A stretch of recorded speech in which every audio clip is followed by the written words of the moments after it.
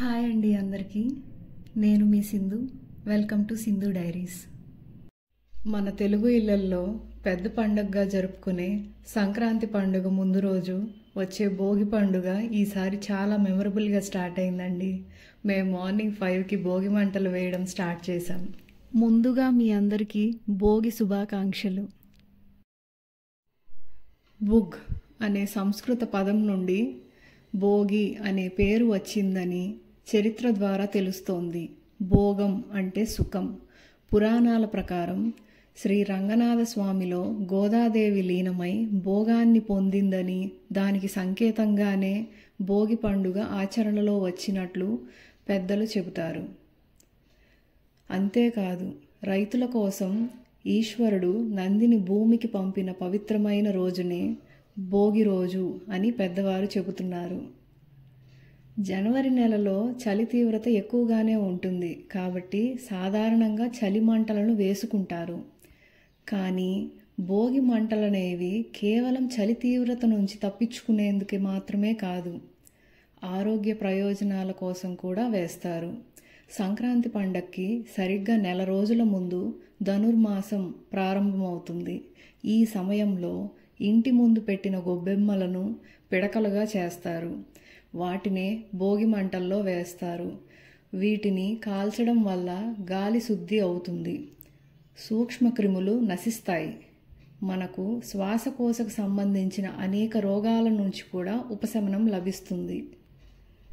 మా ఇంటి ముందు భోగి మంటలు అయ్యాక ముగ్గులు వేసేసి స్నాన కార్యక్రమాలు కంప్లీట్ చేసుకొని పూజ చేసుకొని మాల ధరించామండి.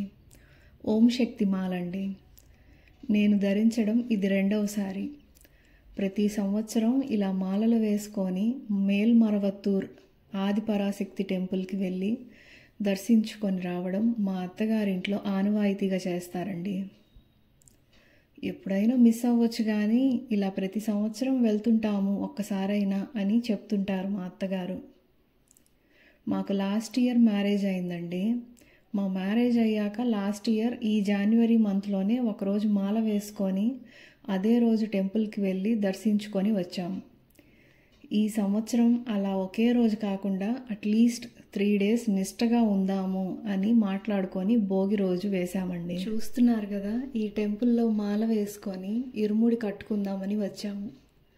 ఇది చిత్తూరులోని శ్రీ బంగారు అడిగలార్ అమ్మవారి పూజా మందిరం అండి. అదేంటో అండి, స్టార్ట్ అయినప్పటి నుండి తుప్పర్లు పడుతున్నాయి. ఇక్కడికి వచ్చాక ఎక్కువైంది రెయిన్ బాగా. 10:30 ఆ టైంకి వచ్చేసామండి మేము గుడికి. ఇక్కడ పూజకు కావాల్సినవి రెడీ చేస్తున్నారు గుడి వాళ్ళు. ఈరోజు పౌర్ణమి అవ్వడం వల్ల 2-3 hours పూజ ఉంటుంది.